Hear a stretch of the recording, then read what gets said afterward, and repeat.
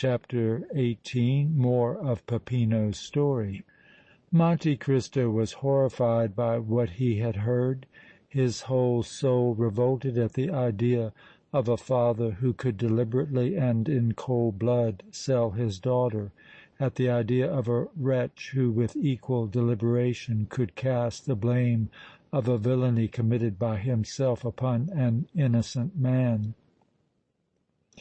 It had seemed very strange to the Count, at the time Luigi Vampa had written to him, that the brigand chief should be so thoroughly posted in regard to the innocence of Espérance and the guilt of the Viscount Massetti, but in the light of the astounding revelations just made by Peppino, it became abundantly clear that Vampa in the young Italian's case had been actuated by the strongest possible motive, namely, the desire to shield himself, and that in order to do so effectually he had not shrunk from the vilest and most complete falsehood.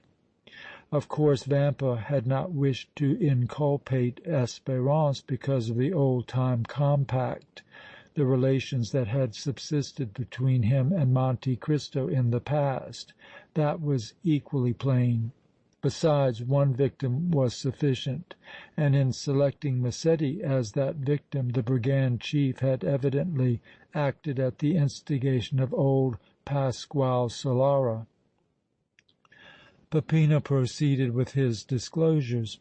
"Signor Count," said he, "I had long suspected that something was on the carpet between Vampa and old Solara. The moody and morose shepherd did not at first come to the bandit's haunt, but in response to a signal he used, a peculiar vibrating whistle, the chief would go out alone and meet him. This signal and Vampa's actions aroused my curiosity. More than once I followed the chief and, securely hidden behind a tree or a rock, witnessed the secret meetings, overhearing portions of the conversation.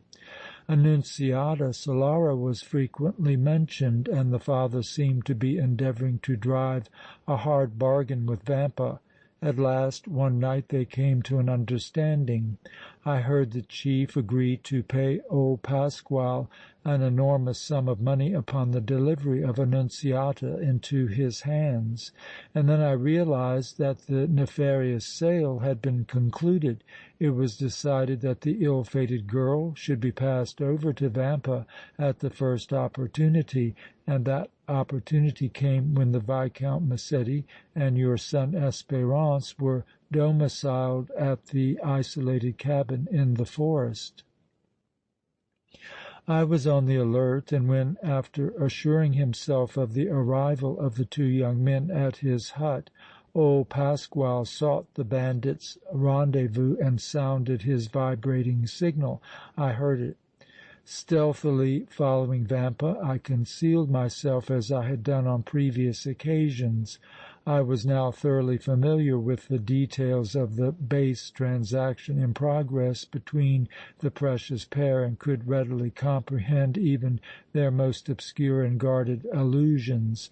Old Solara informed the chief that the young men had arrived, proposing that Vampa should abduct Annunziata at the earliest possible moment, so arranging matters that suspicion would fall upon the Viscount Massetti. This the chief agreed to do. The shepherd was to keep him posted, and the abduction was to take place when circumstances were best calculated to promote the success of all the phases of the villainous plot. With this understanding, the conspirators separated. Fate sided with old Pasquale and Vampa. His wound kept the Viscount at the cabin, and the fair Annunziata nursed him. He had become smitten with her beauty the day he met her in the Piazza del Popolo. Intimate association with her intensified her influence over him, and when he had been in the cabin nearly a week and convalescence had begun, he made violent love to her, even going so far as to ask her to fly with him. Espérance divined his friend's intentions, and knowing that Massetti could not marry the girl, interposed to save her. The result was a quarrel, and your son challenged the Viscount to fight him. The challenge was instantly accepted, and it was arranged that the duel should occur on the following morning. Faithful to his promise to Vampa, old Solara, while pretending to be absent from home, lurked in the vicinity and kept track of all that was going on. He was hidden beneath the open window when Massetti, or Tonio, as he called himself, for both the Viscount and Espérance were passing under assumed names, proposed flight to his daughter. Instantly he hastened to the brigand chief, who had been prowling in the neighborhood of the hut all day, and gleefully communicated to him what he had heard. It was immediately decided that the time for the abduction had come, and preparations were made to carry off Annunziata that very night. Vampa wrote a criminating letter to the girl purporting to come from Massetti, and old Solara, stealing unobserved into the hut, placed it beneath his daughter's work box on her table, where she afterwards found it. It was not for a moment supposed that the girl would consent to fly with the Viscount, for though gay and light-hearted, she was pure and innocent. The note was simply intended to fill Annunziata's mind, after the abduction, with the idea that Massetti was her abductor. "What shrewd, far-seeing villainy!" muttered Monte Cristo between his teeth. "That night there was no moon," continued Peppino, "and after all the inmates of the cabin had retired to rest, old Pasquale waited outside with a torch while Vampa made his way to Annunziata's chamber, tore her from her couch and carried her to the forest, preventing her from giving the alarm by placing his hand over her mouth. He was masked, and the shepherd kept at such a distance that it was utterly impossible for his daughter to recognize him. As Vampa ran through the forest with his burden, he struck his arm against a tree, and the pain caused him to take his hand for a second from Annunziata's mouth. The poor girl profited by this opportunity to scream, and her cry brought first her brother and then the Viscount and then Espérance to her aid. The brother, on reaching Vampa, attacked him fiercely. Dropping the girl, who stood rooted to the spot, the chief drew a pistol and fired at his assailant. The latter was hit and staggered back, the blood gushing from his wound. Somehow, during the struggle, Vampa became unmasked, and in the prevailing obscurity Annunziata naturally imagined that the face suddenly uncovered and as quickly masked again was that of her suitor, the so-called Tonio. Having disposed of the brother, who afterwards ran back towards the cabin, met Espérance, rushed into his arms and then fell to the ground, where he died, the brigand chief seized Annunziata, who meanwhile had swooned, and resumed his flight through the forest. Hearing the sound of further pursuit, Vampa paused in dismay and listened. 3 persons seemed to be rapidly approaching. The chief thereupon concealed the unconscious girl behind a huge fragment of rock and threw himself flat upon the ground, hoping thus to escape observation. As he did so, he saw the glare of old Solara's torch. It flashed full in the face of a peasant, a perfect stranger, who had heard Annunziata's cry and come to the rescue. The shepherd had a knife in one hand. He instantly cast away his torch and closed in desperate conflict with the newcomer. At that moment the Viscount came upon the scene, moving as if to take the part of the stranger. Vampa leaped up, grasped him by the throat, and under the threat of instant death if he refused, forced him to take an oath of silence in regard to the events of the night. Massetti was so bewildered that he scarcely knew what he was doing. No sooner had he taken the oath than Vampa treacherously dealt him a crushing blow that sent him reeling to the ground, where he lay motionless and unconscious. Then the chief again threw himself upon the soil, springing up once more to face Espérance. The latter aimed a pistol at him, but he whirled it from his hand. Then the young man struck fiercely at him, but Vampa dodged the blow, and his adversary fell forward from his own impetus on a thick growth of moss beside Massetti's prostrate form. Taking prompt advantage of his opportunity, the chief secured possession of the yet unconscious Annunziata, and this time succeeded in bearing her in triumph to a hut he had provided for her reception. Peppino then proceeded to relate what the reader has already learned from Annunziata's pitiful recital to Madame de Rancogne in the refuge at Civita Vecchia. When he had concluded, he glanced at his auditor and said, "Are you satisfied, Signor Count?" "I am," answered Monte Cristo in a hoarse voice that sounded strangely unlike his own. "You have fully earned the freedom of yourself and your comrade Beppo. The tale of black iniquity you have so vividly told me might seem improbable in other ears, but to me it bears the impress of truth. One point, however, is obscure. I cannot imagine in what manner you learned the particulars of certain events in your narrative, events which you could not have witnessed with your own eyes. Enlighten me on this point." "Willingly," answered Peppino, without the slightest hesitation. "I learned the details you speak of partly from Vampa himself and partly from old Solara. The twain compared notes after the latter had openly joined the bandits, and I took good care to overhear their conversation." Monte Cristo had arisen and now paced the cell for several moments, plunged in deep thought.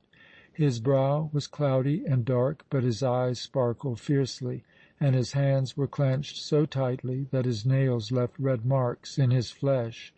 The Italian, still sitting on the edge of his bed, watched him narrowly, not knowing what to make of his preoccupation and agitated by a vague fear lest he might refuse to fulfill his promise. At length Monte Cristo appeared to have solved the knotty problem that had perplexed him and to have arrived at a decision. He came in front of the Italian, halted, and gazing steadfastly at him, said: "My good fellow, I have, as you know, obtained freedom for yourself and Beppo by pledging my word to the Procureur de la République that both of you shall at once quit the country.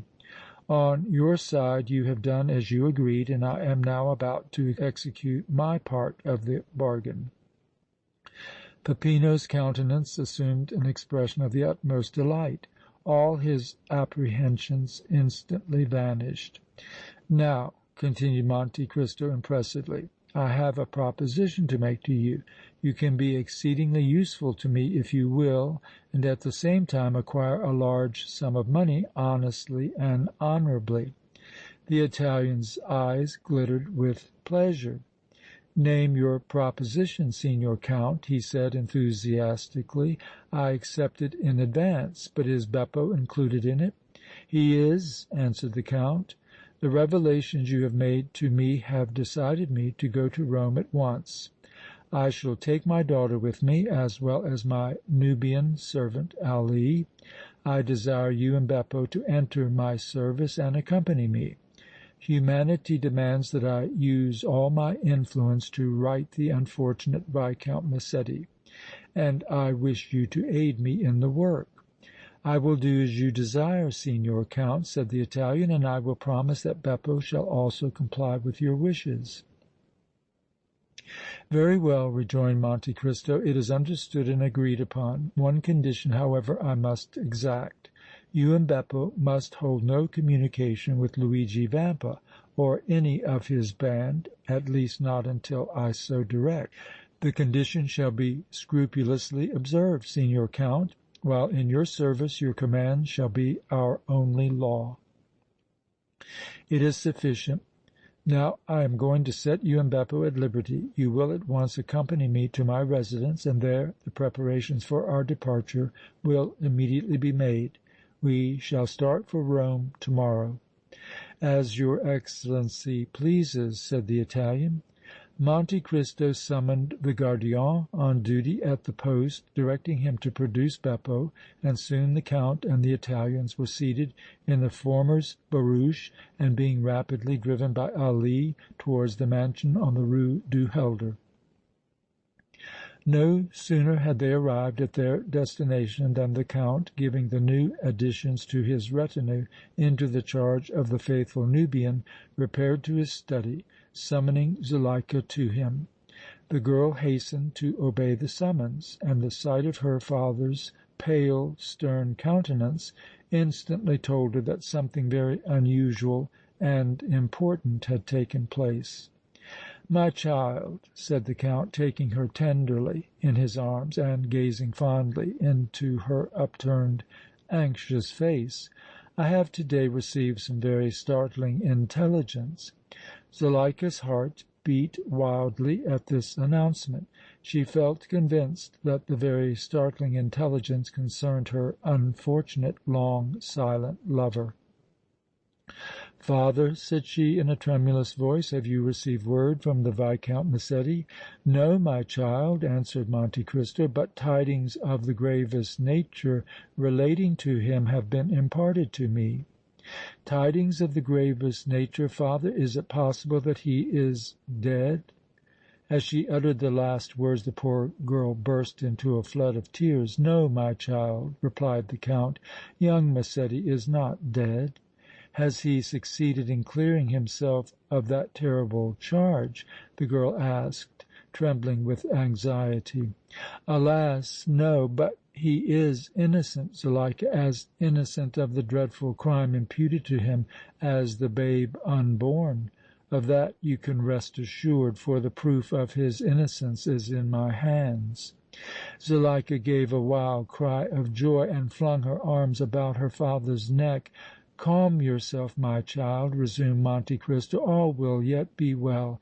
I start for Rome to morrow with Ali and 2 of Giovanni's friends. Be ready to accompany me." Zuleika's ecstasy was almost beyond bounds, but, alas!